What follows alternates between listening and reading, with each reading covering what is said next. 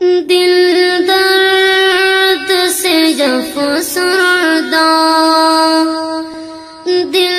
درد سے جب افسردہ،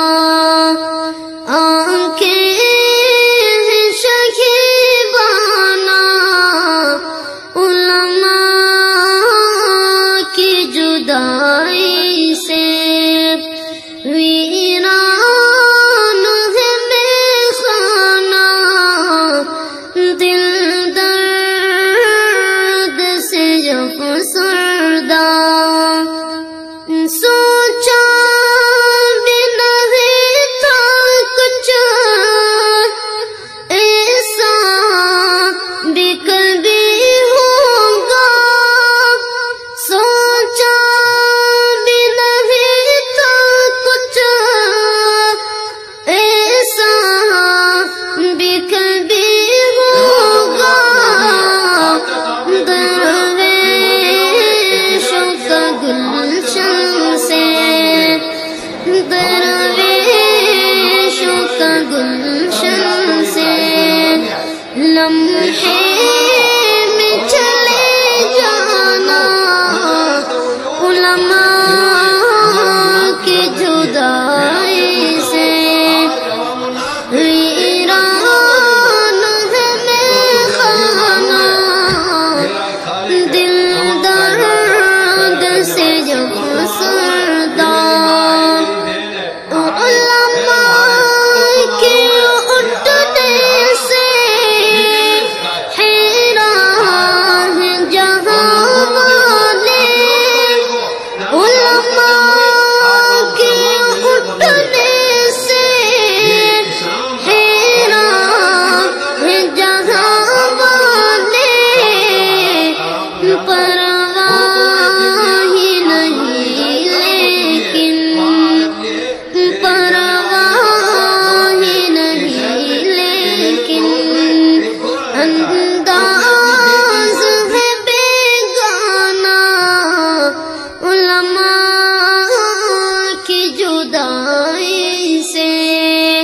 ویران ہے میخانہ دل درد سے جب افسردہ،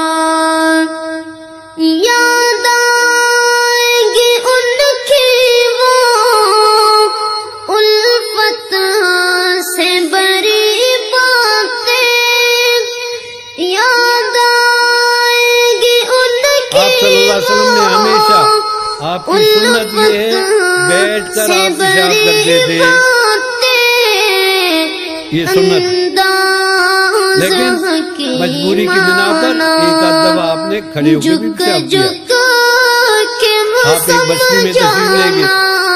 آپ کو پیشاب کا تقاضا ہوا، آپ باہر نکلے تو اس بستی کے کوڑا کرکٹ اور گندگی کا ایک ڈھیر تھا جہاں بیٹھنا مشکل تھا، آپ صلی اللہ علیہ وسلم ایک اوٹ میں کھڑے ہو کر آپ نے پیشاب کیا۔ تو گویا امت، یہ حدیث ہے، یہ سنت نہیں، گویا امت کے لیے آپ نے ایک ضرورت کے وقت یہ بھی ایک طریقہ بتا دیا۔ بعض دفعہ انسان مجبور ہوتا ہے، آپ نے دیکھا ہوگا یہاں تو آپ کے یہاں سب ہے ایئرپورٹوں کے اوپر پیشاب کے لیے وہ دیوار کے اندر بنے ہوتے ہیں، اب آپ کیا کریں گے؟ سرمایہ جدی کا اور علم کا پیمانہ علماء کی جدائی سے،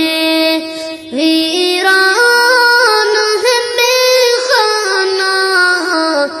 دل درد سے جب افسردہ، یہ دور ہے فتنوں کا اور قرب قیامت کا، یہ دور ہے فتنوں کا اور قرب قیامت کا، اس دور میں اویسو، اس